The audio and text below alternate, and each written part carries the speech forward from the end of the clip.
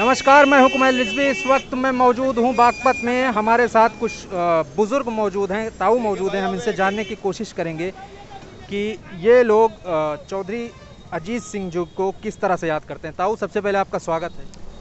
हाँ, मैं चौधरी साहब के नमन करता हूँ। पहले तो बड़े चौधरी को भी, छोटे को भी। चौधरी साहब जैसी आत्मा तो किसी युग में पैदा हो, उनका संदेश देना चाहूँ मैं तो आपके द्वारा। चौधरी साहब का पूरा जीवन केवल इस बात पर रहा, हमारे में आपस में भाईचारा रहना चाहिए और गरीब किसान मजदूर का उत्थान होना चाहिए। आज तक उस पर कोई भी और पार्टी ने कोई सहयोग नहीं करा। और चौधरी साहब तो एक ऐसे आदमी थे, किसी ने अगर उसे वोट भी नहीं दिया उसे भी वे गले लगा के चले थे। और चौधरी साहब को अपने जीवन में बॉडी गार्ड की जरूरत नहीं हुई। चौधरी साहब को कभी गर्मी ने नहीं सताया, उन्हें गर्मी नहीं लगी थी, चाहे कितनी गर्मी थी। चौधरी साहब को कभी जाडे ने नहीं सताया। कभी अगर उन्होंने जोहार कट पहरी केवल फोटो कहने को, ऐसा व्यक्ति तो किसी युग में हो। और मैं तो अंतिम में एक ही प्रार्थना करूँ, हाथ जोड़ के प्रार्थना करूँ परमात्मा ते, प्रभु उस आत्मा को हमारे ही छपरोलिया क्षेत्र में पैदा करे, ताकि गरीब किसान मजदूर का उत्थान हो। और उसकी प्रशंसा कितनी करूं, मैं इतनी कर भी नहीं सकता। सीमित उनकी वाह है।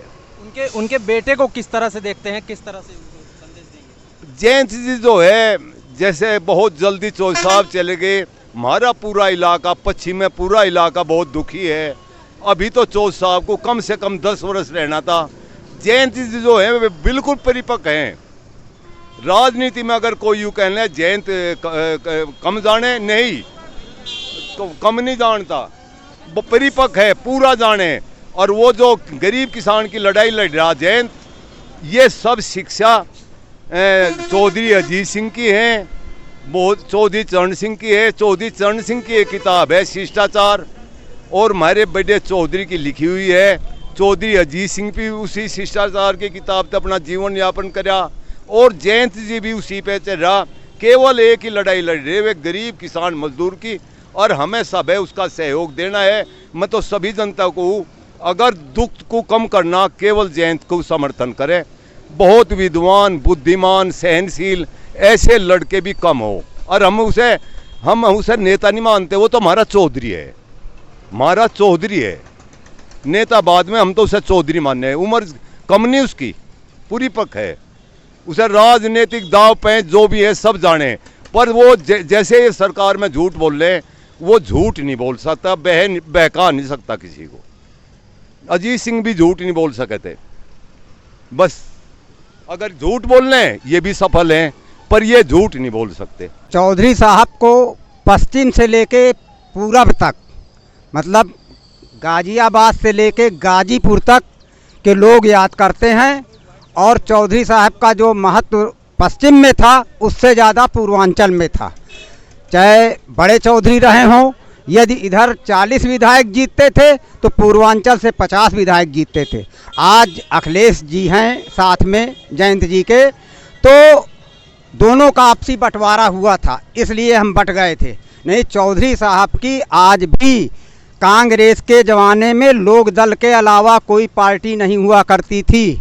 बीच में बीएसपी आ गई, फिर हम लोग बंटवारे में हो गए, सपा बन गई, इसलिए हम कमज़ोर होते चले गए। ऐसा नहीं है। चौधरी जयंत चौधरी जो हैं वो चौधरी चरण सिंह के नाती हैं, और वो आगे चल के इतना बड़ा नेता बनेंगे 22 के बाद कि आप लोग देखेंगे। हमारे माध्यम से कोई संदेश देना चाहते हैं जयंत जी को? जैन जी को ये संदेश है कि जैन जी को इस समय कार्यकर्ताओं से खुद जुड़ना चाहिए, और पूरे प्रदेश में, केवल पश्चिम उत्तर प्रदेश लेके चलने की ज़रूरत नहीं है। गाजियाबाद से गाजीपुर तक 75 जिले के अध्यक्षों से संपर्क में बनाए रखना चाहिए, जिससे संगठन कमज़ोर ना हो, उनका मनोबल बढ़े और पार्टी आगे बढ़े। बेहद ज़्यादा दुख है, बेहद ज़्यादा याद आते हैं, क्योंकि वे चौधरी किसान मजदूर के मसीहा थे, दुख दर्द में शामिल होते थे।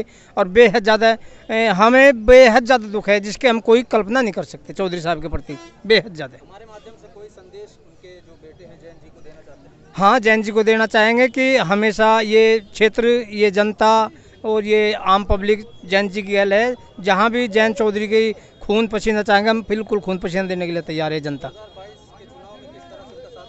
2022 में बड़े जुनून के साथ उनका साथ देंगे, बिल्कुल जुनून, बिल्कुल दृढ़ संकल्प के साथ। एक भी लोकतंत्र, एक भी वोट, एक भी शब्द नहीं खिलाफ जाएगा चौधरी साहब के, बिल्कुल पूरी तरह से बिल्कुल भर के पानी चलेगा नल में अब की बार चौधरी साहब के प्रति।